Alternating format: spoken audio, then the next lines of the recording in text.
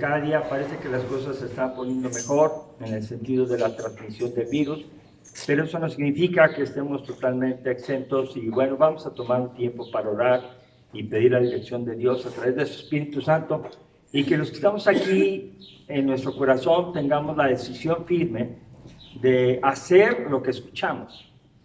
Eso es lo que Jesús siempre hacía, enseñaba, pero quería seguidores que obedecieran.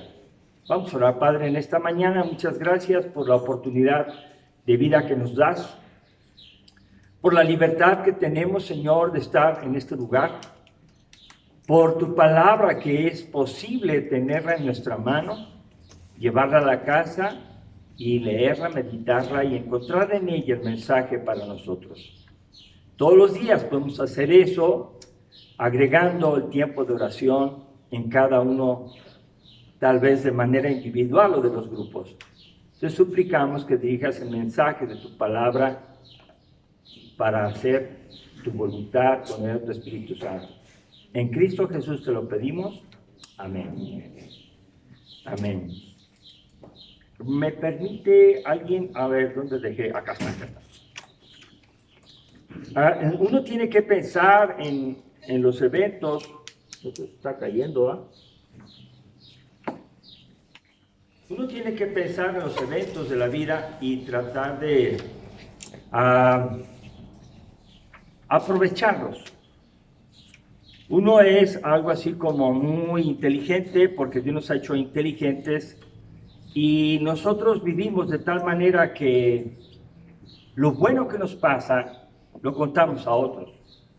¿Y por qué lo contamos? Porque primero nos sentimos victoriosos, hemos triunfado, nos sentimos alentados, y también nos gusta que nos digan: oye, qué bien, qué bien, que tú lo hiciste bien. Bueno, hoy quiero compartir con ustedes algo muy importante que todos conocemos. Y lo vamos a recordar, pero van a ir viendo ustedes el desarrollo del mensaje. Y quisiera decirles, el Evangelio tiene el poder para transformar a cualquier persona cuando creen en nombre de Jesús y le reciben en su corazón como Señor y Salvador. Y esto es algo, pero súper importante. Abra su Biblia en Romanos capítulo 1, verso 16. Romanos 1, verso 16. Y es un solo versículo que vamos a leer juntos aquí en este mensaje. Romanos 1, 16, y lo vamos a leer juntos. Dice así la palabra de Dios: porque no me avergüenzo del Evangelio, porque es poder de Dios para salvación a todo aquel que cree, al judío primeramente y también al griego. Bien, algunos lo leyeron, vamos a leerlo otra vez juntos. Alcen su voz junto conmigo. Porque no me avergüenzo del Evangelio, porque es poder de Dios para salvación a todo aquel que cree, al judío primeramente y también al griego. El Evangelio dice aquí su palabra que es poder de Dios para salvación. El Evangelio tiene poder para salvación. Y esto es tan necesario que todo el mundo necesita tener salvación. La creación ya hemos platicado que es de Dios, Él es el creador de todo. Él nos hizo y no nosotros a nosotros mismos. De tal manera que somos nosotros los que tenemos que darle cuentas a Él de la vida que nos ha prestado y que cada día amanecemos y lo utilizamos para diferentes cosas. Este Evangelio son buenas noticias y tienen poder para salvar. Ahora, ¿salvar a quién? Dice aquí, al que cree. Entonces tenemos personas que creen y personas que no creen. Y la persona que cree se va a notar por sus hechos. No solamente por su manera de hablar, sino por sus hechos. Y hay mucho que hablar de este tema de creer, pero hoy vamos a ver que en este versículo el poder de Dios junta al pueblo de Israel judío, dice al judío primeramente, y también que dice al griego. Aquí tenemos dos maneras de ver cómo el mundo se ha dividido. en el pueblo de Dios de Israel y en los griegos, que son todos los gentiles y que no tienen aparentemente la promesa de la salvación, sino que tenían que incrustarse en el evangelio, que era lo que esperaban los judíos. Sin embargo, los judíos, fíjense bien lo que voy a decir, los judíos tuvieron su oportunidad, los hebreos, y no la aprovecharon. Ustedes recuerden que Juan 1 dice, a los suyos vino y los suyos no los recibieron. Y se refiere a los hebreos exactamente. Aunque tenían la promesa, no quisieron creer. Y luego dice, pero a los que le recibieron, a los que creen en su nombre, a estos les dio la potestad de ser hechos hijos de Dios. Entonces en ellos hay una transformación de no ser hijos de Dios a ser hijos de Dios, por un evento, por algo personal, por algo que responde a Dios, y es la fe. Los griegos deciden creer, y al no ser pueblo de Dios, ahora son pueblo de Dios. Ahora, ¿qué implica la fe? Bueno, la fe implica mucho. Para poder ir a Dios tenemos que tener fe. Y hay dos fuerzas que hemos comentado también y que quiero recordar. En Juan 10:10, ¿usted recuerda lo que dice? El ladrón no vino sino para hurtar, matar y destruir. Esa es una fuerza que se está moviendo ahora. Y no es, ay, mira, pobrecitos, ay, mira lo que está pasando. O sea, no es solamente eso. Eso está queriendo afectarte a ti y a mí y a todos. El ladrón, que es Satanás, vino a hurtar, matar y destruir. Y cuando vemos esa condición de muerte, de pecado, de destrucción, es el ministerio de Satanás. Y no le vamos a dar vueltas al asunto, porque Dios no le da vueltas. El ladrón viene a eso. Y cuando una familia, una persona, una sociedad, un país, el mundo, está viviendo en muerte, destrucción y mentira y todo eso, ¿es la obra de quién? De Satanás. Ese es un reino. Y está en pugna desde el inicio, antes de la creación, cuando estaba ya el arcángel, ¿verdad? Luzbel quería poner su trono encima de Dios. Ahora vemos el otro pueblo. Dice, el ladrón viene para hurtar, matar y destruir. Pero dice Jesús, yo he venido para que tengan vida y para que la tengan en abundancia. Entonces ahora vemos el otro ministerio que te fortalece, te llena y te imprime vida. Una vida que no estabas viviendo porque estabas muerto en tus delitos y pecados, como yo. Y entonces esa acción procede de Dios primeramente y se nos acerca. Y ese es el ministerio que está sucediendo ahora. Quiero citar por lo menos 2 ejemplos bíblicos, porque toda la Biblia está llena de estos ejemplos.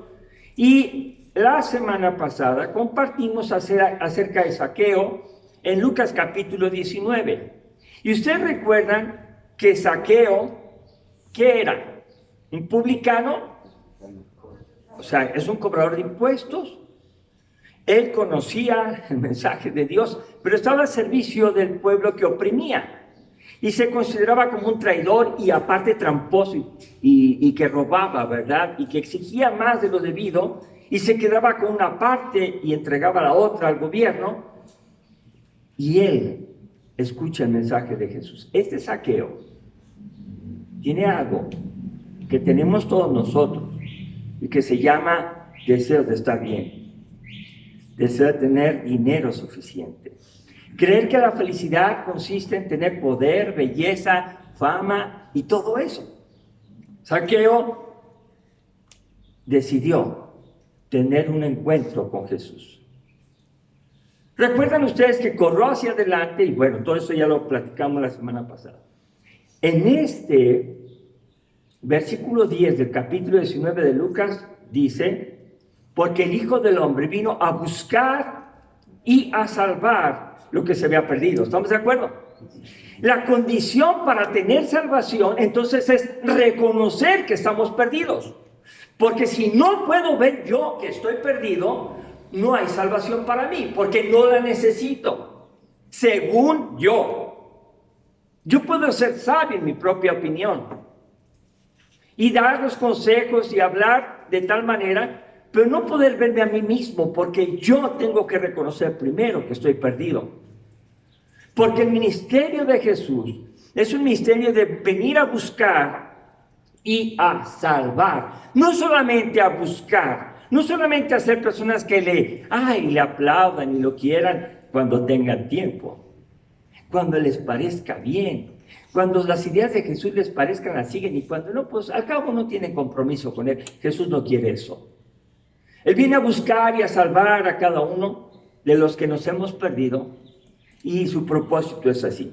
El otro personaje que quiero que veamos en la Biblia, que también experimentó este cambio, está en Hechos capítulo 26. Y vamos a leer Hechos 26, versos 9 y 11, 9 al 11. Hechos 26, 9 al 11.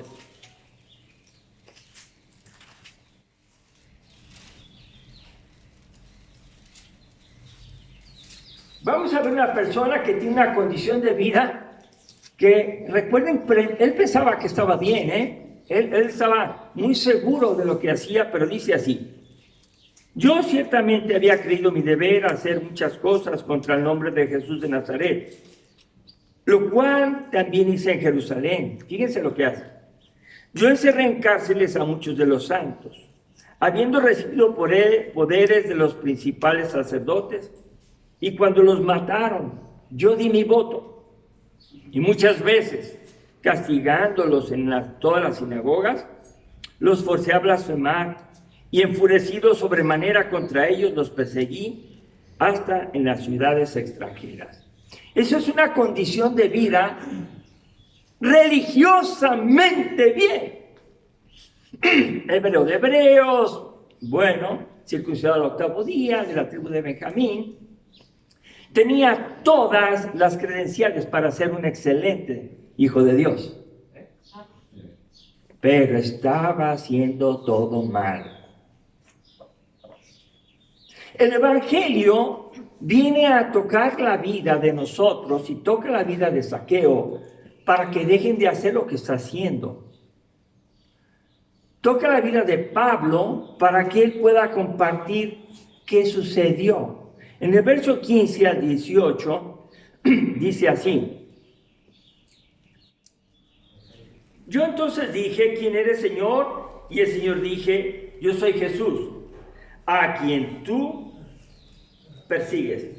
Pero levántate y ponte sobre tus pies, porque para esto he aparecido a ti, para ponerte por ministro y testigo de las cosas que has visto y de aquellas en que me apareceré a ti, librándote de tu pueblo y de los gentiles, a quienes ahora te envío, para que abra sus ojos, para que se conviertan de las tinieblas a la luz, de la potestad de Satanás a Dios, para que reciban por la fe que es en mí perdón de pecados y herencia entre los santificados.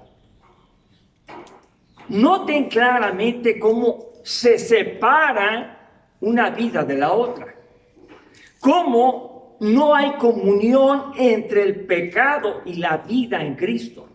Noten cómo Pablo, que cree que está haciendo bien, miren, va al templo, se sienta, anota su asistencia, todo, él está muy puntual, él está muy consagrado, pero su mente está pensando hacer su voluntad, no la de Dios, y la hace, oigan bien, porque no la conoce. Pablo hace de la persecución y todo eso porque no conoce el mensaje de salvación. Y así las personas podrán decir lo que sean como Pablo y hacer religiosamente todas las cosas que se piden, pero vivir destruyendo familias, hablando del prójimo, robándoles, mintiendo. Y pensar todavía que ir al templo es lo que se ocupa nada más. Pablo tuvo que ser alcanzado por el poder del Evangelio. Tuvo que ser trastocado y tuvo que caer al suelo. Tuvo que estar humillado cuando Jesús se le aparece. En esa luz resplandeciente le habla y le dice eso exactamente. ¿Quién eres, Señor? Cuando le dice Señor, él se está cuadrando, él está aceptando la autoridad de esa presentación, de esa voz tan potente más bien, tan potente. Y él le dice, ¿quién eres, Señor? Y la respuesta es, yo soy Jesús, a quien tú persigues. Pablo no persiguió a Jesús físicamente. Pablo no estuvo en los tiempos de Jesús ahí. Pero ¿sabe qué? Estaba persiguiendo a la iglesia. Y cualquiera que atenta contra la iglesia está atentando contra Cristo. Entonces aquí vemos dos personas. ¿Y qué hace Pablo? ¿Qué hace Pablo? Bueno, obedece y deja de hacer lo que hacía y ahora se va a predicar el evangelio, y en ese testimonio de su conversión está apresado, está dando explicación, porque ahora lo persiguen por predicar a Cristo, a quien perseguía. Ahora lo apresaron por haberse transformado, pero no fue una transformación humana que el hombre puede maquillar, fue una transformación del corazón. Cuando leímos la lectura, el mensaje está aquí en Marcos 5, del 1 al 20, y voy a señalar los puntos, y ustedes los van a identificar ahí en Marcos 5, del 1 al 20, los van a identificar. Voy a decir cada punto. Primero, búsquenlo, y lo busco yo también, en Marcos capítulo 5, versos 1 al 20. Ustedes van a ir localizando los versículos, pero yo puedo ver que Jesús se acerca a la región. Jesús deja su casa. Jesús deja su comodidad porque tenía trabajo. Su padre era carpintero y él, por lo tanto, ¿qué era? Carpintero. Y él deja su casa y a los 30 años de edad él empieza a compartir con su vida el mensaje de salvación. Y entonces él se acerca a otra región, deja geográficamente su comodidad y se va a otra región. Al ir en esa región de los Gadarenos, de Gadara, dice por ahí también en los versículos que viene al encuentro de Jesús un hombre con un espíritu inmundo corriendo y se le arrodilla. Aquí vemos una condición necesaria para que Dios y Jesús actúen en la vida de uno de nosotros. Dice aquí, viene al encuentro de Jesús. Quiere decir que no es Jesús el que tiene que hacer todo. Yo quisiera que Jesús viniera y me transformara, aquí estoy sentado. No. Jesús se acerca a la región, este hombre va al encuentro, se acerca, sabe que está allí, impulsado por su necesidad, pero dentro de él dice aquí que había un espíritu inmundo. Ahora, ¿de qué manera va? Corriendo, aprisita, no con las pachorras que luego nosotros a veces tenemos, ¿verdad? Voy a ir, ahí voy ahorita. No, esa persona estaba llena de energía para buscar ayuda. Y todas las personas tenemos ratitos de lucidez perfecta y podemos identificar que tenemos una necesidad, pero luego nuestro pecado a veces la quiere apagar. Dice, no te preocupes tanto, no es para ti. Este hombre va corriendo. En los versos que están ahí narrados, yo los resumí, su condición es horrible, es terrible su condición. ¿Por qué? Vive sin ropa. vive entre los sepulcros. Lo han amarrado con cadenas y las rompe. Se lastima a sí mismo. Él está ahí gritando, sufriendo una vida terrible. Ahora, notemos que Zaqueo no sufre, está en el placer, está en la abundancia, ¿sí o no? Le está yendo bien. Sin embargo, busca a Jesús.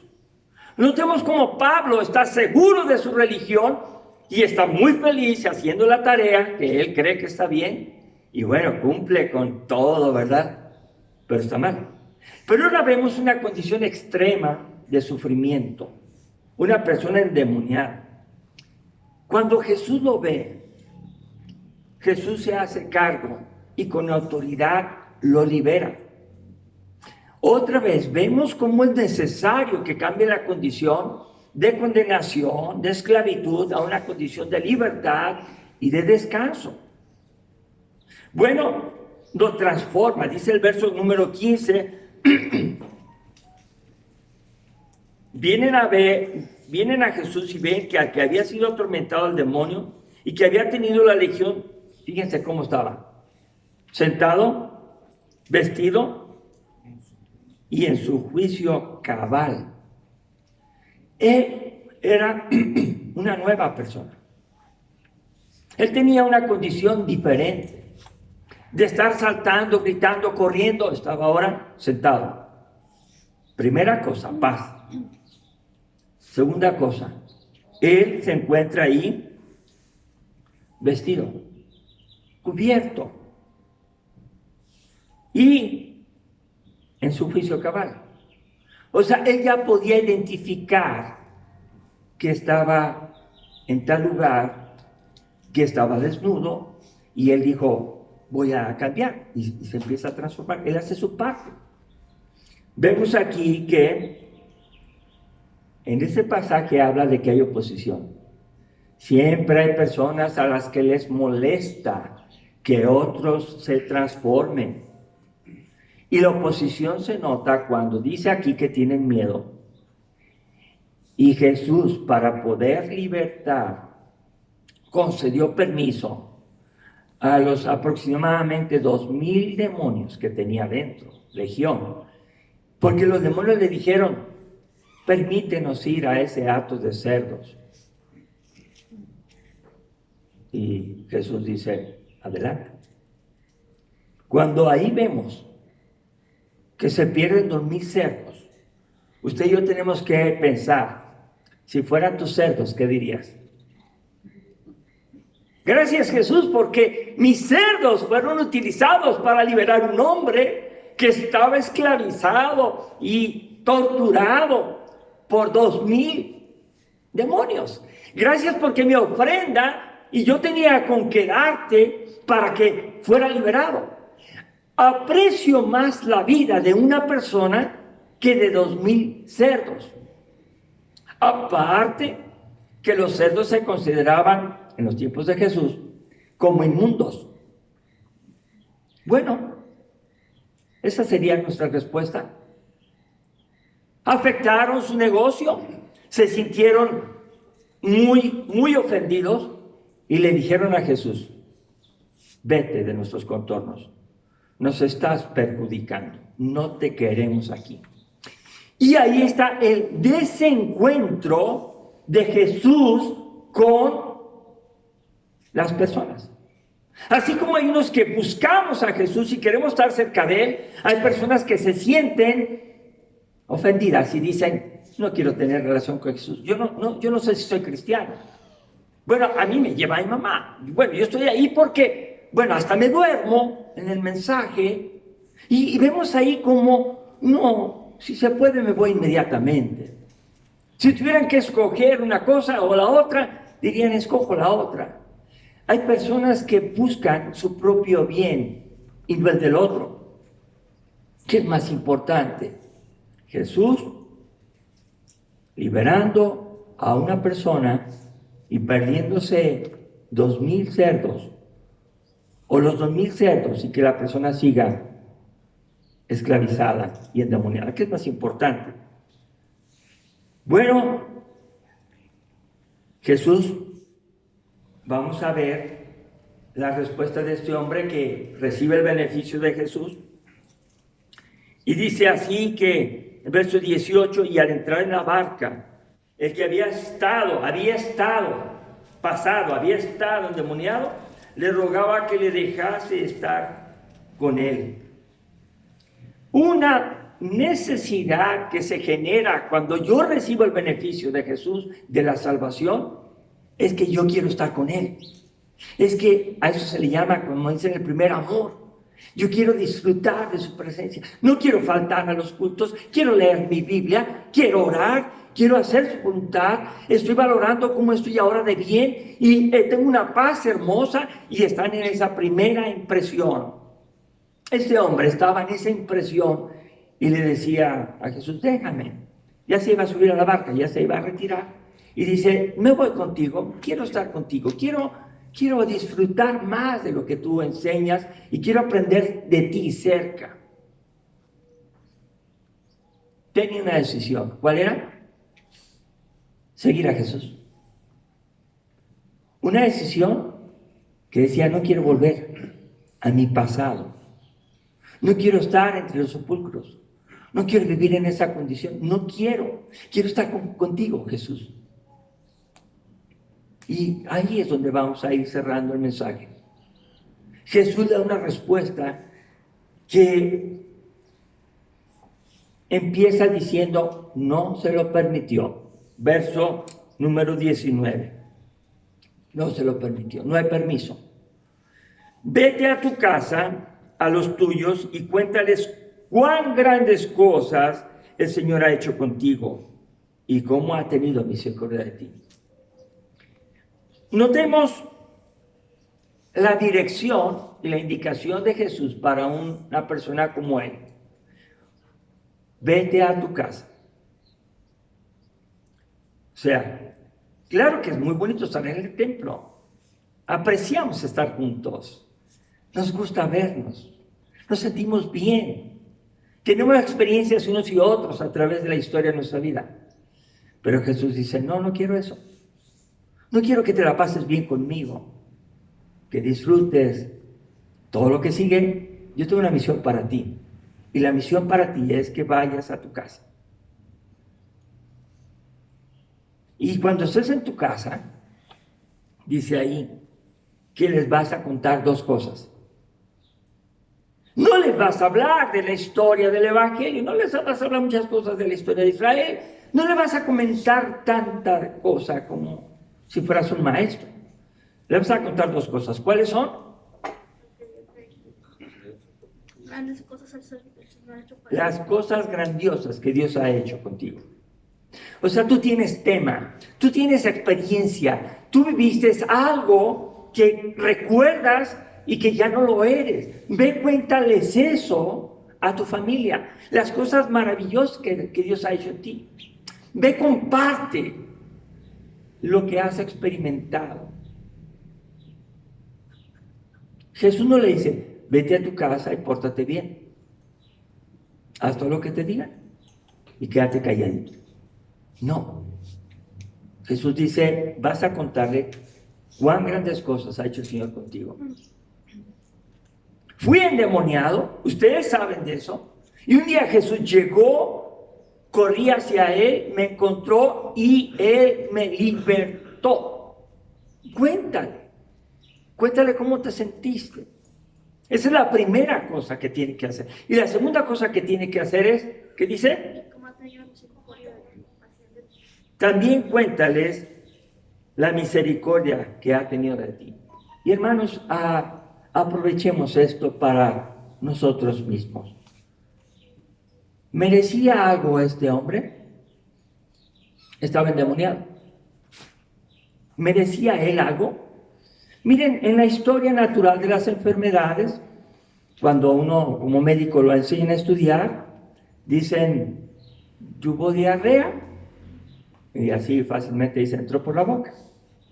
Entonces le dicen, ¿qué comiste? Y uno empieza a investigar.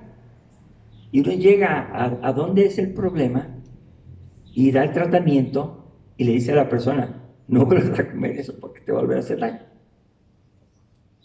La historia natural de la enfermedad se investiga. La historia natural de los pecados tiene también un inicio.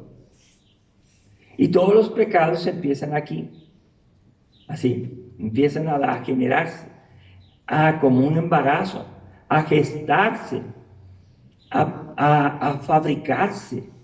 Me gusta esto, pero que no me vea, y estoy haciendo, pero que no lo vea, y están ahí gestando. Lo dicen en frasecitas ocultas, que dejan ver algo, pero que no afirman nada. Un día, ese problema, como algunas personas han tenido que ir con los hechiceros porque no tienen fe en Dios, algunas personas van a que le lean las cartas, otros van a que les hagan trabajitos, y las personas no se dan cuenta que están abriendo su corazón a una fe en demonios, de demonios, y que eso que van a recibir se les va a regresar con cobros muy altos, y que entonces lo que siembren van a cosechar. Y en todas las áreas de la vida siempre hay una oportunidad para creer o no creer. Vemos aquí a este hombre que tenía la decisión completa de la misericordia de Dios, que no la merecía. Como muchos de nosotros no merecemos la misericordia de Dios, Dios nos perdona, nos encuentra y nos pregunta: ¿por qué si dijiste una cosa, hiciste otra? ¿Por qué no cumples con lo que dices? ¿Por qué eso? ¿Por qué? Y Él quiere ayudarte. Pero si tú no quieres, Él no puede hacer nada. Él quiere ayudar. Él nos quiere ayudar. Ese es el Evangelio, esa es la buena noticia. Jesús vino a buscar y a salvar lo que nos había perdido. Pero donde quiero que apliquemos es que busquen en Romanos capítulo 10, verso 17, para ver cómo las personas podemos, Romanos 10, 17, podemos animar a otros para que ellos mismos tengan un encuentro con Jesús. Romanos 10, 17 dice así: así que la fe es por el oír, y el oír por la palabra de Dios. En otra versión dice así: la fe viene como resultado del oír, y lo que se oye es el mensaje de Cristo. La fe viene por el oír, y el oír ¿qué? Ahora, vamos a atar cabos. Jesús se acercó a la región, ¿de acuerdo? La persona busca a Jesús y lo escucha, se pone disponible y tiene atención. Escucha la palabra de Jesús. Y al escuchar se hace el clic y se da la liberación. Si una persona no escucha, no va a saber nada, como Pablo. Cree que está bien, pero no quiere escuchar. Hasta que alguien, ¡pum!, lo tira. Jesús lo tira al suelo. Ese es alguien, ¿verdad? Jesús lo tira al suelo. De una manera que lo humilla en su grandeza, en su superseguridad, en toda su condición de éxito, lo tumba. Algo que me gustó que escuché es que nosotros, cuando algo se quebra, que no sirve, no lo usamos y lo tiramos. Lo cambiamos por otro. Y Jesús, para usarnos, primero nos quebra. Nos quita todo orgullo, toda fortaleza, toda seguridad, toda apariencia de que a mí no me pasa nada, que yo soy, mira nomás que quisiera ser como tú, así, ¿no? Y Jesús no quiere eso. Para poder usar a Pablo, lo tuvo que quebrar, lo tuvo que humillar. Este endemoniado ya estaba quebrado, ya estaba sufriendo. Entonces, ¿qué hace Jesús? Pues lo saca del problema porque Él quiere. Y bueno, ahí vemos la misión. Ahora, si la fe viene por el oír la palabra de Jesús. Entonces ahora tenemos que sensibilizarnos como iglesia y cada uno hablar a otros ¿de qué?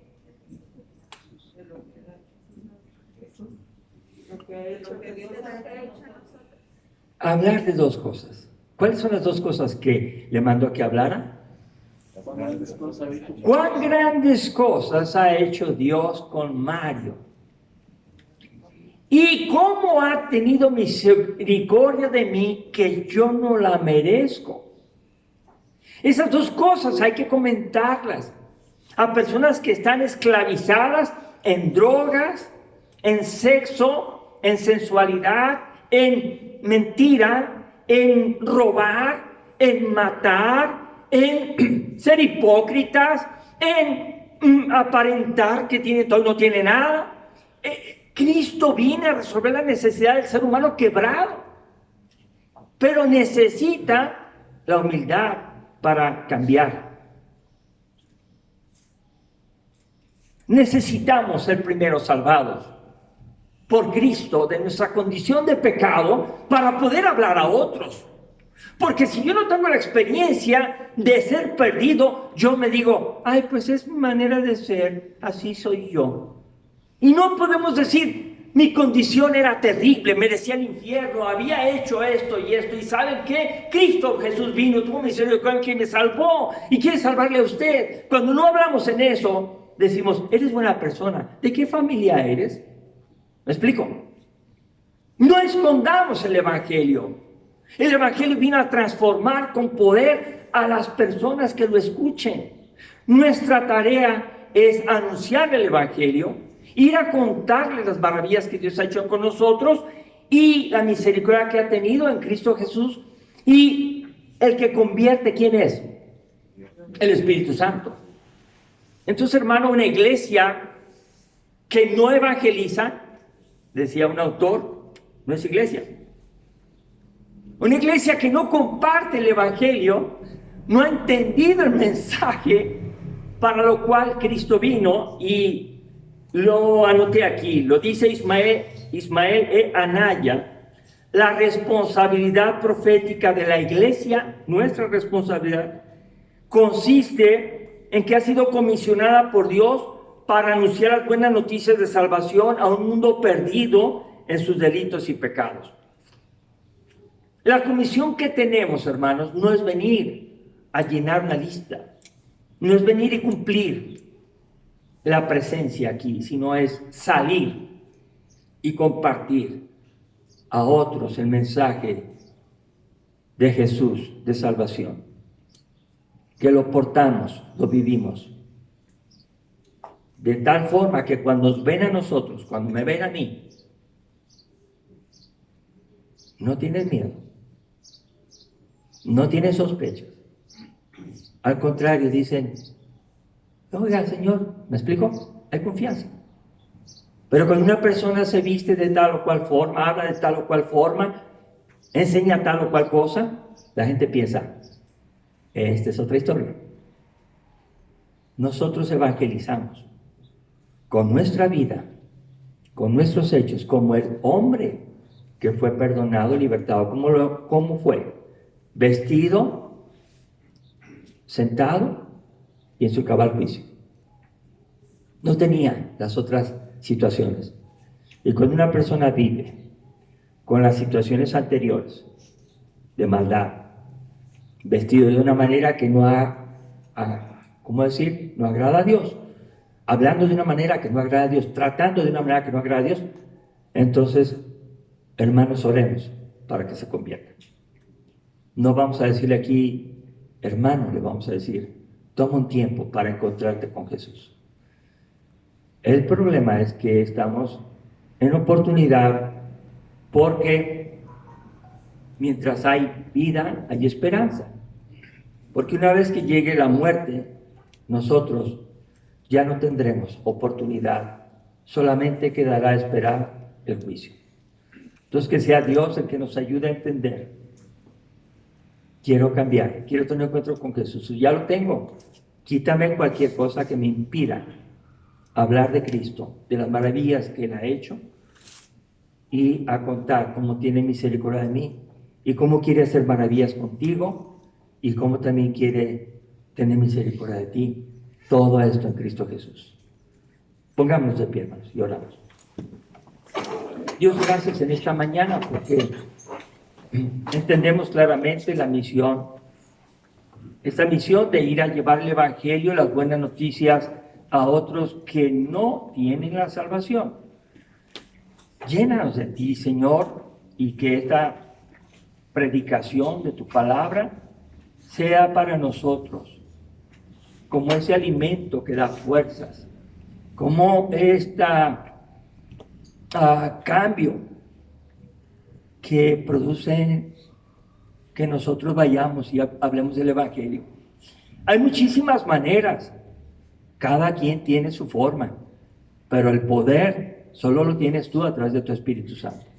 Ayúdanos a llegar a estas personas que tanto te necesitan, ayúdanos a orar por ellos. Y que estos folletitos, esta explicación, lo que vamos a entregar del fruto, como dice tu palabra, que nunca vuelve a ti vacía, sino que es prosperada para lo que le enviaste. Gracias, Dios, ayúdanos a compartir el mensaje siempre con deseos fervientes de que otros vengan a ti, y no solamente nosotros. En el nombre de Jesús te lo pedimos. Amén. Amén. Dios los bendiga, hermanos.